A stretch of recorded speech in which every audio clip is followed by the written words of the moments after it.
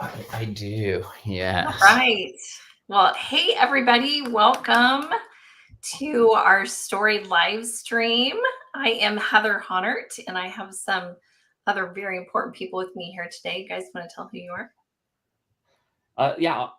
My name is Brandon Camp. I'm the Chief Marketing Officer here at Storied. And hi, I'm Kendall Hewlett. I'm the CEO. Awesome.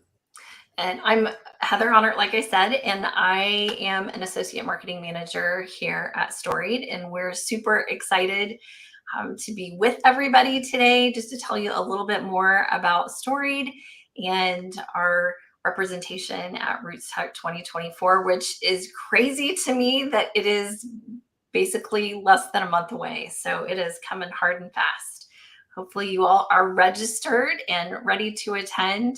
I know last year was my first time to attend RootsTech in person. Typically, I live far away, so I've always gone virtually. So it was very exciting. I'm super excited to come back to Salt Lake City to be with all of my Storied peeps.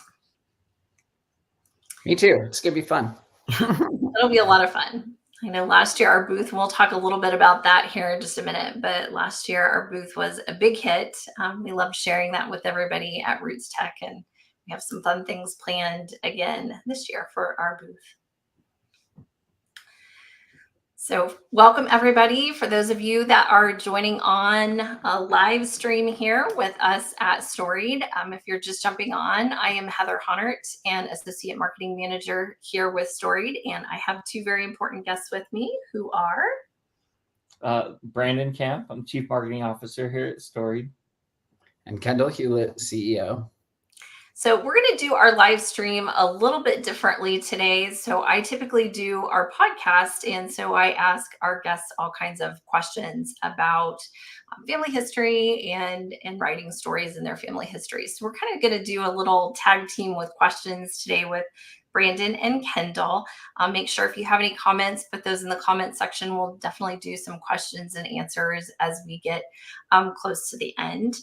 So I want to start with and I'm going to shoot out the question, and you guys can just pick who's going to answer that question. I will not put you on the spot naming you. I don't know, I might. Let's just start with, why don't one of you just tell us, what is Storied? For those people that are out there that maybe are not familiar with us, how would you describe Storied?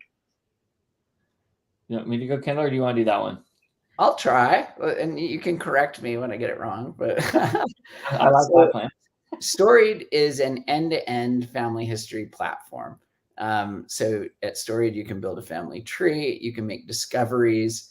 We have lots of historical records and hints. And then we also have 300 million pages of newspaper content, most of which is unique to Storied. So it's only available here or at our sister site, Newspaper Archive. And then, we, beyond kind of making discoveries and things like that, we really value and love storytelling, hence the name, right? And so it's very easy to tell stories on the platform and turn your discoveries into stories. You can make a clipping, for example, of a newspaper article and then write a story about it. And then, once you've got these stories, you can also invite other people to participate in a social experience around those stories, and they can tell stories and add to kind of the community feel of what you're doing with your family, see your tree and those types of things. And then ultimately, we just launched something that we called Storied Books, which is an output where you can actually produce, and this is one I just made, a hardbound book of all of the stories that you created. So I don't know, I'll probably try and find one here with some photos and things like that. But you can see, like, this is my mom with her violin and stuff like that. So anyway, so that's why I say end-to-end family history platform, because it's going all the way from, you can start with nothing and build out your experience all the way to you can generate a hard copy output. So, yeah. Brandon, what did I get wrong? Not at all. I'd probably add probably 2 or 3 more things. We also try to do things a little bit differently. And so we have the ability to add non-family people to your group and to your tree to some extent, right? So you can add a best friend, you could add a coworker. So we're trying to extend the tree into non-family relationships, including pets, right? So a lot of people feel like their pets are family. We have a couple mini golden doodles that we feel like are a key part of our family. And so they're actually in my family tree on Storied. If you go, you can kind of see them there. So that's another key thing. We really want to branch out. And when you're telling stories, oftentimes it includes more than just your family members. And so we want to make sure we support that. The other thing is we wanted to create something that was affordable, that can let a lot of people participate. And so a lot of what Kendall just talked about is a free experience, all of the storytelling and putting a lot of that stuff together. You can come and participate for free, or you can join a group that someone else is sponsoring for free. And then, when we do have a paid tier to access some of that newspaper content and some of the historical records, but we've tried to make that very affordable so that everyone can kind of participate. So those are two other areas that we really try to focus on, and trying to make it so that family history is more accessible for everyone. And what's cool is when you buy an annual subscription, the book comes included as part of that, right? I think I'm putting right. So you'll be able to print a copy of all of your hard work included. I'm glad you said pets, Brandon, because I just this morning was writing a story and added my dog. So did you? Oh, yeah, definitely a fun thing you could do. So guys, let's talk about RootsTech 2024 and kind of where are people going to be able to find Storied in the expo hall, and what are some things that you have planned or we have planned for our booth? I'll go first on that one.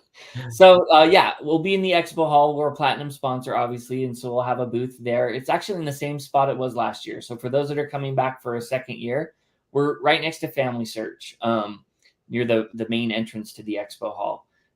The booth number, if you're following along that way, booth number is 1111. So they made it easy for us because they know we don't remember things very well, and so they just gave us the same number.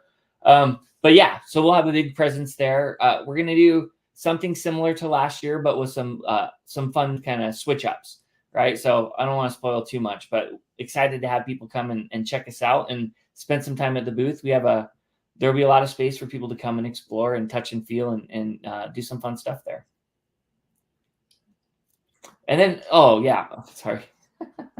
Outside of the expo hall, we're getting heavily involved in a lot of the other sessions and stuff. And so I think we'll kind of mention some of those as we go along, just so that you know where we'll be speaking. But we have 7 sessions, I think. And then Heather is doing a couple as well. We'll be on the demo stage, and there's going to be a lot of fun places to go and learn, not just about Storied, but about AI and some of the other things that we can do to help further the category of family history. And just thinking about the books too, they will be available at the booth. So we've been working hard putting together different types of books so that people will be able to see those in person. We have a few fun ones up our sleeves to share with people for the event. I do have a question, and we've kind of touched on it. The Storied books are such a big thing for us, and Kendall showed us his that he made for his mom. Brandon, do you have an example of a book that you can show us and maybe talk about what you did with your book? So I made a book about childhood stories. Oh, that Blair's a little bad here, but about when I was a kid. So we have a tradition in my family where every night I was going up and telling my kids stories. They love to hear about usually the naughty things I did or the mistakes I made. But I've found some other stories that don't include me getting in trouble, which has been nice. And so, I compiled a bunch of stories from my childhood, and we've actually printed out a book. And so the book now we can kind of read from, and the kids say, "Oh, I want to hear this story again." And it's made it super fun. A fun way to kind of share what we have going on. Right. So this is one that my kids love. It's called The Toe Sucker. I made a miscalculation when I was little. My sister was an infant, and she'd started to gum on things. I was probably 10 years old, and I thought it was hilarious if I put my finger in her mouth and watched her chew on my finger like she would a pacifier, and decided it would be a good idea to see if she would what she would do to my toe if I put it in her mouth. Well, right when I did that, my mom came in, and that was not well received. So I had a punishment that fit the crime, to say. So you can check out the story at the booth. I won't ruin the punchline, but yeah, so stories like that, my kids find super enjoyable. And it was just a fun way. I think a lot of times in the category, we think about, you have to make a book about someone who's passed on, a biography. But I found that there's actually tons of different kinds of books that you can put together. And for me, it's a way for me to kind of go through some of the memories I have and share those with my family and my kids. One of the cool things about it, so like my mom just passed away, and that's why I made this book. It actually was a contribution from, we had 30 family members contribute to this book, stories about my mom, and we gathered 65 stories. So super cool, collaborative effort. And then it was easy for me to just kind of put them in the order that I wanted and kind of hit print. There's a couple of cool things about the book I want to show you guys. So there's an option that we're adding where you can put a family tree in the book, which is pretty cool. And then I guess at the end of each story, like this one, my mom was way into flowers, but there's a QR code. I don't know if you're familiar with those, but you can scan those with your camera on your phone, and then it'll open up the story on Storied.com, where you can see all the comments and additional photos and other files attached to the story and things like that. So it makes it more of a multimedia experience. There's some other cool things, like at the back, there's an index.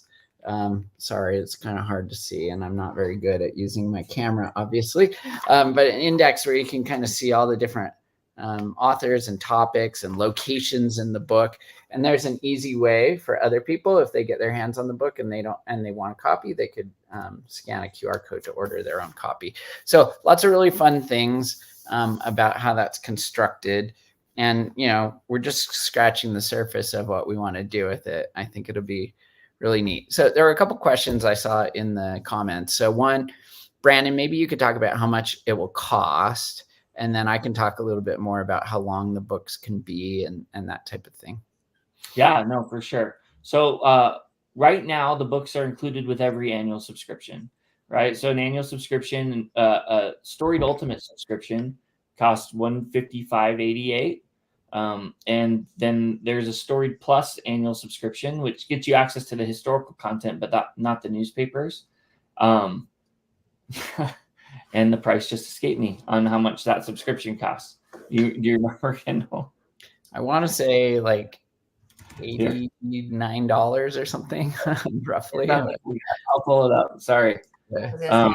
Sorry, I put you on the spot. Yeah, no, that's all right. That's one I should know. While you're pulling that up, a book. So 200 pages is kind of what's included, and they're full color pages. So that's pretty nice, high quality paper and that kind of thing.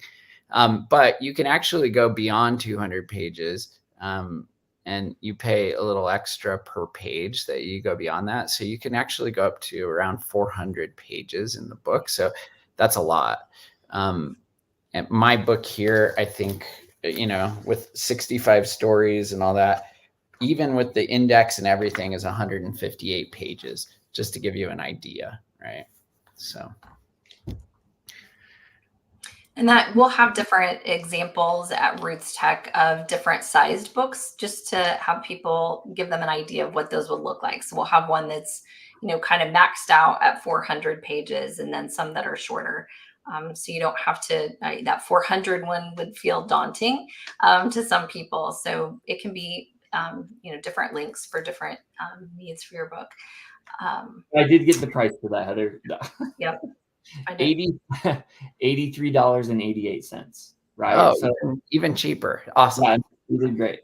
So yeah, I mean, I think the thing that's most exciting for me about the book is it's not just a book and it's not just story prompts, but you get all the research and access to a bunch of historical content that can also go into the book, right? So that's where I think, you know, when Kendall talks about being an end-to-end platform, the ability to do all of that in one place can be really exciting.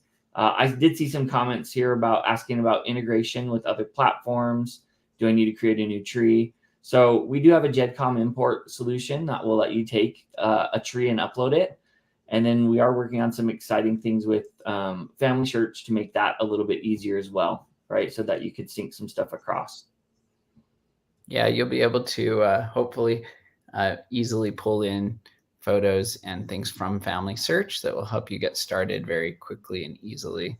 And of course, you can download your GEDCOM from Ancestry or anywhere else and upload it to get started as well. I think maybe one other thing here is question about privacy, what we'll put in the book. So on Storied, you can select your privacy options for each story. So if you had one that in particular was private, you didn't want that to be widely known or shared, then you can just mark it as private, and that'll limit who can see the story. And then if they happen to get a copy, obviously, if it's printed and someone reads the book, they're going to be able to read your story. But we also put some protections around the QR code and who can get access to that if you've marked it as private. So that is I guess, how we protect it. So it's basically up to you how public or private you want it to be. Yeah. One thing that came to my mind when Brandon was talking about the Storied Ultimate Annual, if you have that, that is everything on Storied. So you do have access to the collection at Newspaper Archive, which is my personal favorite. I love to be able to add newspaper clippings and stuff to my books. So that is included in part of that price. And then somebody also asked in the questions, I see they're not going to be in person at RootsTech, but we'll definitely have a RootsTech deal at RootsTech and also our virtual booth. So if you're not familiar with that, if you are a virtual attendee, which is free, you can access our virtual booth, which will have all kinds of resources on there. So we'll have links to some of our classes that we're doing. There will be some demos on there, some downloadables, promotions, all kinds of things in our virtual booth. So you'll want to check that out for sure. And it looks like Christian in the comments asked if this session would be in Spanish. I think the answer is no, Christian, here we are. But Brandon does speak Spanish, so I don't know. A more accurate statement would be spoke Spanish. I'm not a little rusty, but I did speak Spanish at one time. So, okay, next question, guys. I want to kind of talk about the sessions that are going to be available and how we can kind of incorporate that into things that we do here at Storied. So first question is, AI is all the rage right now. And so how does Storied incorporate AI into its platform? Yeah, so we have a couple of ways that we've implemented AI, artificial intelligence, right, into the platform. So the first one is we have something called Storied Assist. And it's kind of daunting when you look at a blank screen or a blank page and you got to write a story, right? And so what Storied Assist does is make it really easy. You just add a few details about the story, and then it will write a first draft for you. Now, I say a first draft because I'm satisfied with what it produces as like, oh yeah, that's it, nailed it.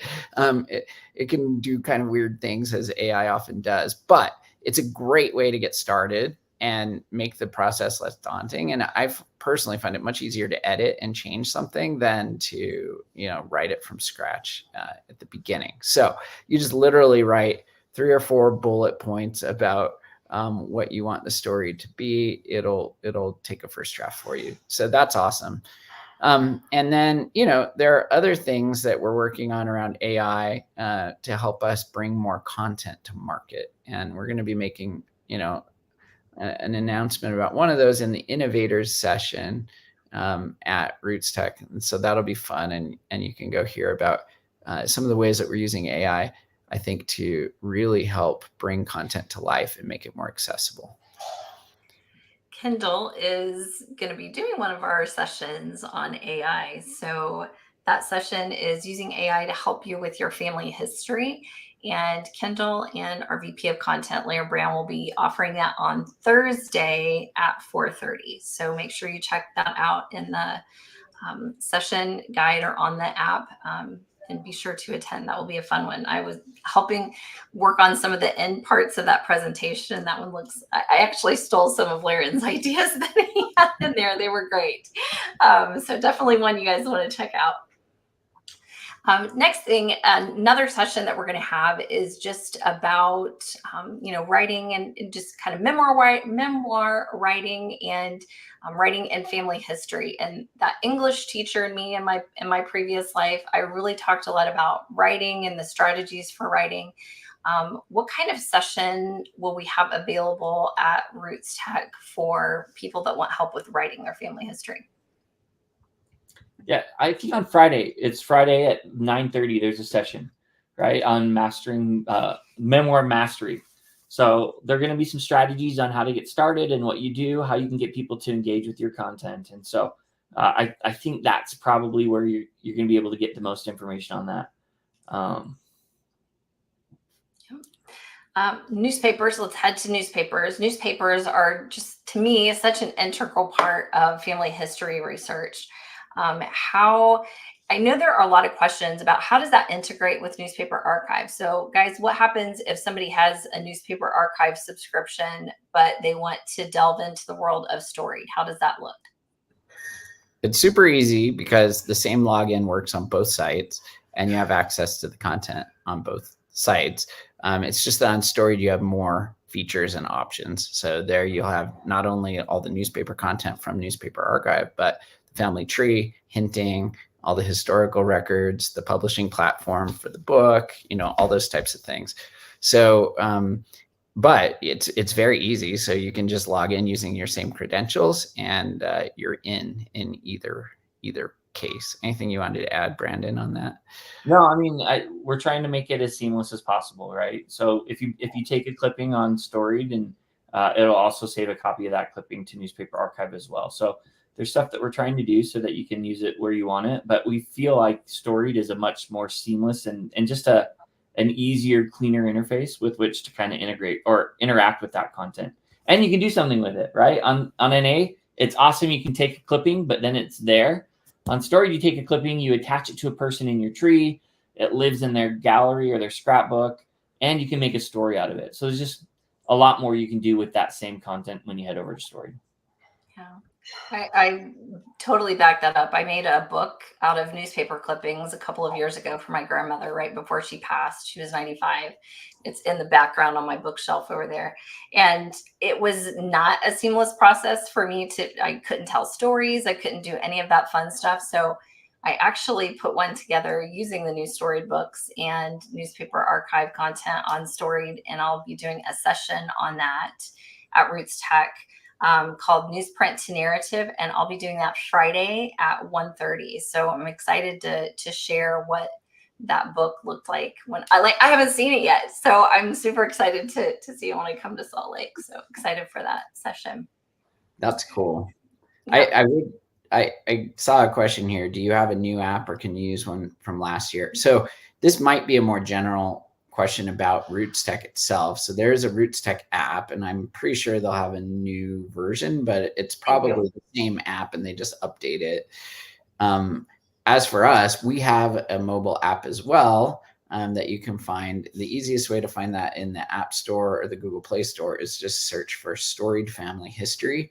And then you can download our app, which is a pretty great way to interact with the content. So. Yeah, I think the app makes it fun because of the push notifications too. So if you're especially if you're involved in a group, the mobile app is the way to go because you'll get a notification when someone adds content to the group or makes comments on things that you've written about. So it's a fun, more engaging way, I guess, to interact with the site.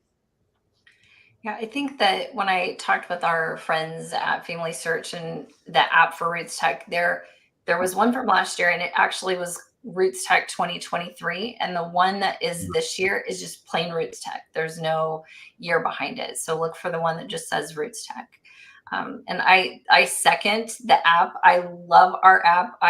What I find the most exciting about it is I do tell stories and write stories on the app, but I love to be, if I'm waiting in line, at the grocery or at the doctor's office, I love that I can quickly scroll through and read stories that people have shared on the app. So it's quick and easy. I love that part. Yeah, I guess I should mention you can follow people on Storied kind of like you would on social media if you want to see the stories that they produce, and then it's in the feed and you can just scroll through. So it's a fun way to, I guess, interact with the other people on the platform. Yeah. Guys, do we have any other sessions that our audience that's listening today should look for us at RootsTech that are going to be in person? Yeah, I'm excited about this one. I don't know, Brandon, you can say it too, but one. Yeah. On Saturday at 1:30, we have a session that I'm really excited about. It's how Family Search and Storied connect. And I think that, like, we call it a dynamic duo for family history enthusiasts. And I really do feel that way. It's so easy and fun to pull in the information that's already on Family Search about your ancestors into the Storied platform. And then you can use that to tell more stories, produce a storied book, or whatever you want to do with that content. It makes it really a pretty seamless and easy experience. Yeah, I was going to actually highlight the same one because I don't know. I mean, we've seen the product team putting it together and just seeing the power and how what it can bring over and how it jumpstarts the research on Storied. It's super exciting. And I think I like the word you use, Kendall, fun, right? It's just cool to see all the effort that's been put in on that platform come over and then bring it to life with stories and more of a publishing platform.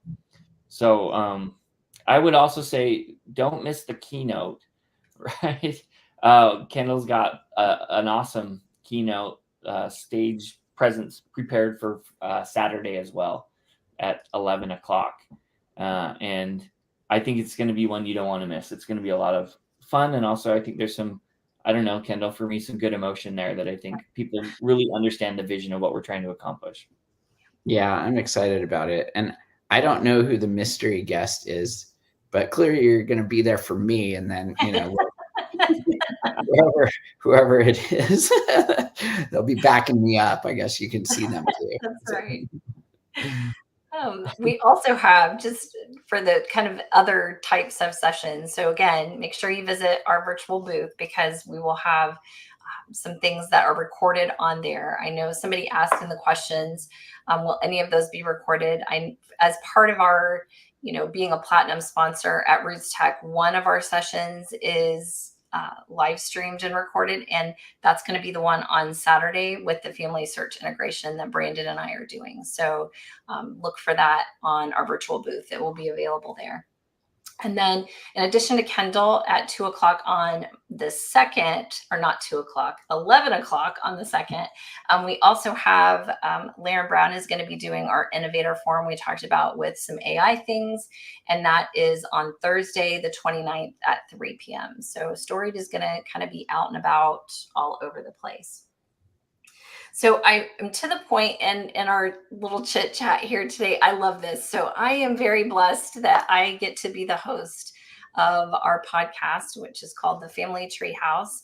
And that airs every month on the first Wednesday. And we've had such great guests. You can find that on our YouTube channel. Watch it there. And that's at storied_social.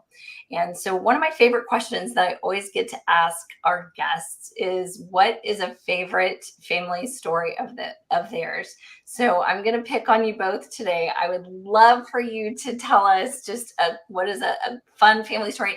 Everybody's always like, oh boy, I can only do one, or, well, this one is my favorite right now. So what is your favorite family story right now? Do you want me to go first, Kendall, or do you want to go first? Well, let me ask Heather this first. So there's another one that I told for I don't know if it's a social media blast or whatever. Can I reuse that one, or is that one that I should hold back? No, do. Yeah. Please tell us that one. That one's one of my favorites of yours. All right. So my great, I don't remember, grandfather was a soldier in the King's Regiment of Foot in England. And I actually got his service record, which is really cool because it has like the crown on it and all this stuff. But anyway, he got sent to Buenos Aires. And it was to fight in this battle in Buenos Aires. And so obviously that's a long ways away from England, and they have to go on a boat to get there. And I don't know how he finagled it because he didn't look like an officer based on the thing that I got. But he somehow arranged for his wife and his daughter to go with him on this journey to Argentina. So they go on this long boat ride, and his wife falls ill and dies at sea. And so they bury her at sea. And now he's a single dad, soldier, about to go into this war with a toddler. Not an ideal circumstance. So he gets there and he's trying to figure out what to do. And he decides, and obviously this is never fly in this day and age, but he was being practical, I guess. And he got a rope and he tied his daughter to a tree and gave her food and water and something to play with, and then basically left her there during the day. He would go fight, and then he'd come back and take care of her at night. And then he repeated this for a few days until he found someone who could take her back to England for him. And then he said goodbye to her basically, and she went off to England and lived with other people since his wife was dead. Anyway, super crazy story.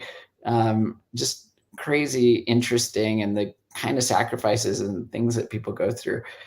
Just one of many amazing stories that I've discovered. So anyway, I love stories, as you can tell. Now that one's incredible to me. Mine's gonna feel a little more trite. There's no like hidden meaning, but one of my grandpa Western recently passed away. And every time we would go and visit him, he was starting to lose his memory a little bit, but there was always a story that he would share with us that I just love.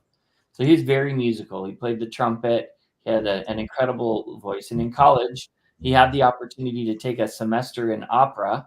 And as part of that class, he had the opportunity to perform in an opera on stage. And from what my mom tells me, my grandpa was a fairly hairy man. That's me being polite. I guess he was actually quite hairy. And so his costume required him to wear a vest, and so you could see his chest hair throughout the performance.